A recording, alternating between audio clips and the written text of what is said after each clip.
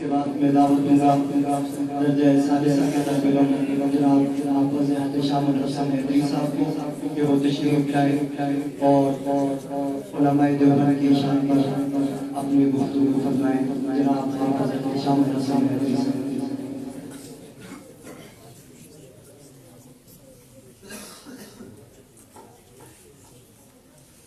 الحمد لله رب العالمين والعاقبة للمتقين والصلاة والسلام على أشرف الأنبياء والمرسلين.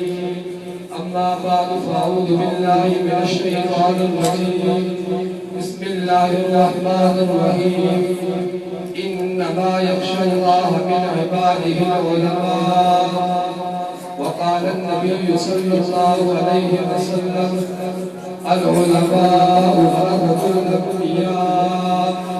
صدق الله العظيم وصدق رسوله النبي الكريم ونحن على ذلك من الشاهدين والشاكرين والحمد لله رب العالمين.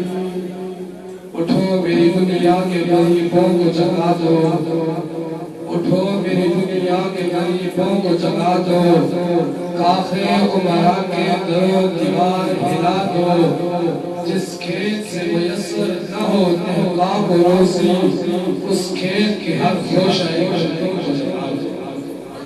انتہائی واجب الاحترام محترم مکرم معزز وقار علماء کرام، عزیز علماء کرام، آج کی اس گفتگو میں میدان دیوبند کی چند ان جگہوں پہ روشنی ڈالوں گا کہ جن جگہوں کو ماضی میں دیکھ کر مستقبل میں ہمیں اپنا سبق پڑھنے اور یاد کرنے میں آسانی ہو. میں سب سے پہلے علماء دیوبند کا تعارف ضروری سمجھوں گا.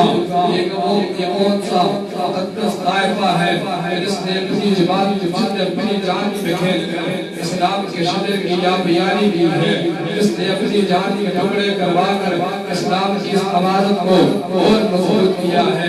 اگر میں علماء دیوبند کا تعارف امیر شریعت سید عطا اللہ شاہ بخاری سے پوچھوں، سید عطا اللہ شاہ بخاری فرماتے ہیں علماء دیوبند صحابہ کرام کے لوگوں کے پیچھے رہ جانے والا ایک قافلہ ہے. اگر میں علماء دیوبند کا تعارف پوچھنے کے لیے حکیم نبوت کے دروازے پہ دستور دوں، اس پر سے مجھے جواب ملتا ہے. اسلام کی حقانیت میں سب سے بڑی دلیل یہ ہے کہ انور شاہ کشمیری مسلمان ہے. اگر اسلام کی حقانیت میں ذرہ برابر بھی شک ہوتا تو انور شاہ کشمیری کبھی مسلمان نہ ہوتا. اور یہی دیوبند کے بانی مولانا قاسم نانوتوی کو پاک پیغمبر سے اس قدر عقیدت اور محبت ہے، پاک پیغمبر سے اس قدر عشق ہے کہ جب پاک پیغمبر کے شہر مدینہ طیبہ میں تشریف لے گئے، جوتے اتار بغل میں رکھ لیے، پتھریلی زمین پر چلنے کی وجہ سے حضرت کے پاؤں پہ چھالے پڑ چکے ہیں، پاؤں پہ گرم آ چکا ہے. مریدین نے دیکھا حضرت کے پاؤں پہ چھالے پڑ چکے ہیں، عرض کیا حضرت جوتے پہن لیجئے، آپ کے پاؤں جسم پہ آنے والا زخم ہم برداشت نہیں کر سکتے.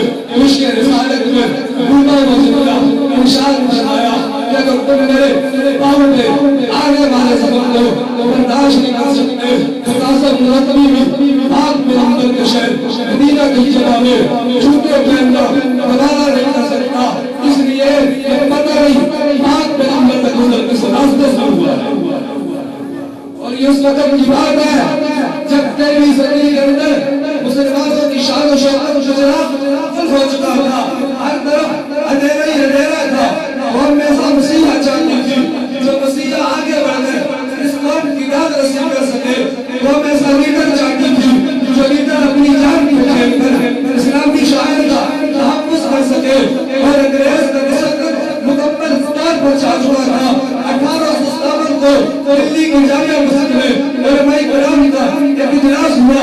اس اجلاس میں انگریز کے خلاف متفقہ طور پر جہاد کا خطبہ صادر فرمایا. تمام علماء کرام نے اس خطبے کی تصدیق تائید کی، لیکن اس اجلاس میں بیٹھے ہوئے ایک مسلمان شیخ محمد بھاگی نے مخالفت کرتے ہوئے کہا جہاد کے اعلان تو ہم کر رہے ہیں، لیکن یہ رکھے ہمارے پاس افراد کی تعداد نہیں ہے، ہمارے پاس ہمارے سر کتنا ہے، ہمارے پاس اسلحہ کتنا ہے.